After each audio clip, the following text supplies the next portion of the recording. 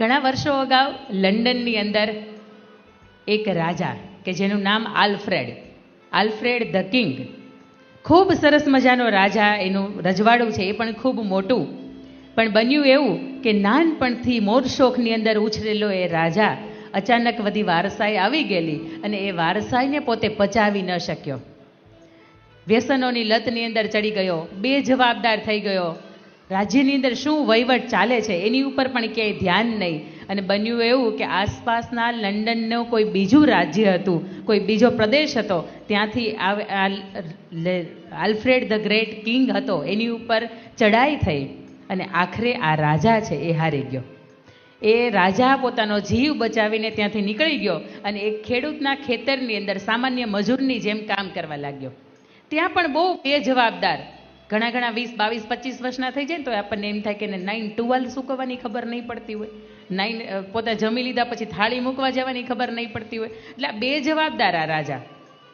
અને ત્યાં ખેડૂતના પત્ની એને ઓળખી ન શક્યા. ખેડૂતના પત્નીએ એક વખત એને એવું કીધું કે હું બહાર જાઉં છું અને આ મેં ચૂલા ઉપર જે દાળ બાફવા મૂકી છે એ 4-5 સીટી થઈ જાય એટલે એને તું નીચે મૂકી દેજે. પેલો વ્યક્તિ એના વિચારોની અંદર એટલો બધો મગ્ન કે પોતે ભૂલી ગયો કે ત્યાં ખેડૂત પત્ની છે એને કામ સોંપીને ગયા છે.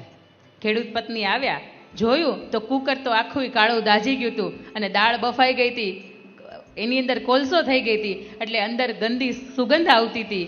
અને ત્યારે ખેડૂત પત્ની એવું કહ્યું કે આ દેશનો, આ લંડનનો કિંગ આલ્ફ્રેડ, એણે પોતે બેજવાબદાર હતો એટલા માટે તે રાજ્ય ખોયું અને તું પણ આટલો જ બેજવાબદાર છો કે જેના લીધે તું તારી નોકરી ખોશ. ખેડૂત પત્નીના આ શબ્દો આલ્ફ્રેડને એટલા બધા ઊંડે સુધી હૃદયની ભોંય એટલી બધી ભીની કરી ગયા કે એને સમજાયું કે મેં મારું રાજ્ય ખોયું ને એનું કારણ હતું કે મારી બેજવાબદારી. પછી પોતાના મિત્રોનું સંગઠન ભેગું કર્યું, મિત્રોની વચ્ચે વાત કરી કે હવે કોઈ પણ સંજોગોની અંદર મને ફરીથી એ ઈચ્છા જાગી છે અને ફરીથી મારામાં સંઘર્ષ કરવાની તાકાત છે અને આજે હું કેમ હાર્યો એની પાછળનું મને કારણ મળી ગયું છે. ત્યારે તમે મારી જો સહકાર આપતા હોય ને તો ફરીથી આ લંડનના રાજા ઉપર ચડાઈ કરવી છે અને ફરીથી મારી એક ગાદી પ્રાપ્ત કરવી છે. એક નાનકડો એવો વિચાર આલ્ફ્રેડને લાગી આવ્યો, પોતાનું જીવન બદલાયું અને આલ્ફ્રેડે એ કિંગ હતો એની ઉપર ચડાઈ કરી, એને હરાવ્યો અને ફરીથી પોતે બેજવાબદાર હતો એમાંથી જવાબદાર બન્યો અને પોતાની ગાદીએ બેઠો. અને આજ પછીથી દુનિયા એને the great king of London એટલે કે આલ્ફ્રેડ કિંગ તરીકે ઓળખવામાં આવે છે. જો એ આલ્ફ્રેડને ખેડૂતની પત્નીના 2 શબ્દો લાગી ગયા હતા અને જીવન બદલાઈ ગયું હતું, મારી કોશિશ કંઈક એવી જ છે કે આ ખેડૂત પુત્રીના અને